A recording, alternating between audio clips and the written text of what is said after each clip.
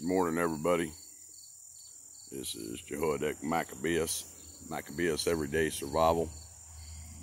This is going to be a VR to Zombie Farmer. His last video, I don't remember the name of it. I think it was called Old Barns or something. Pretty good view if you ain't seen it. But I'll get right to it. I'm from South Carolina originally. I moved here in 1991 to northern Missouri. My dad had a farm here, and Dad wasn't native to here either, but seemed like a good place to go as a young man. And I moved here,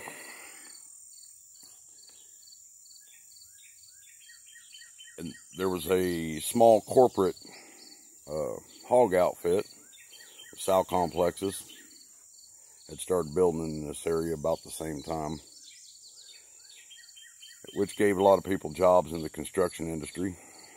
A lot of out-of-towner outfits come in, but it gave the locals, labor work, stuff like that. And it was a pretty dirt poor county. You could buy land here. You could buy a farm for $150 an acre when I moved here in 91. And Dad had a farm, and me and him invested in some feeder pigs to raise for resale. And in that time that we was raising them, the corporate outfit had flooded the market, the local market, with pork, which drove our pork prices way down. We sold our pigs at a loss. It was barely enough to even pay the feed bill. And there were several hog outfits, farmers, small farmers, had raised hogs in the area at that time. And it put every one of them out of business. And before they flooded the market, these guys, this outfit, the corporate guys, had went around all these small farmers and offered them jobs in their barns to raise pigs. And 99% of them said, no, we enjoy our independence, we don't need you. And, they tried to get them, well, we'll pay you a good salary and all this, and most of them said no. Well, then they flooded the market with cheap pork, and within a couple of years, every one of the small farmers that was raising pigs was out of business.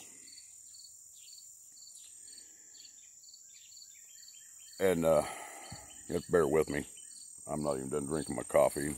It's hard to keep up my mind, to keep up my mouth sometimes. Or my mouth to keep up my mind. I guess it's that way. I ended up going to work at a factory as a maintenance mechanic. It was a window factory, and it was decent pay. I worked there 4 years. The main plant was in New Jersey, and in January of 2000, they called a plant meeting. When I come into work that morning, there was sheriff's deputies there, and there was just this uneasy air. You all right, buddy? In the place. Well, they called a plant meeting about 15 minutes after everybody got clocked in, and I told some people sitting next to me, I said, they're shutting this place down. And sure enough, that's what it was. And it turned out the main plant back in New Jersey was recruiting down on the border and bringing in cheap labor. You remember back in the 90s, that was a big saying that they're only here doing jobs Americans don't want to do. And anybody that heard that and was repeating it was a lie, and everybody should have known that. If it wasn't long, they started taking jobs that we were doing, and then since then they've taken over the meat packing and construction, a lot of aspects of construction. When I was in the Carpenters Union, there was a lot of nationalists from other countries in the union. And after the window factory shut down, I kind of went drifting. I sold my place and loaded everything up on the old Ford, and me and the first wife started traveling around the country looking for something else. And I ended up in well, I went to South Dakota for a while, and then I ended up cleared back down in Tennessee. That's where my mother lived at. And there were all the tobacco farms down there in Macon County were all employing the migrants. An American couldn't get a job picking tobacco, cutting tobacco, whatever the terminology is. And there was a song called Workin Man by the Nitty Gritty Dirt Band back when, in the 90s, that I really fell in love with. It's a real good song.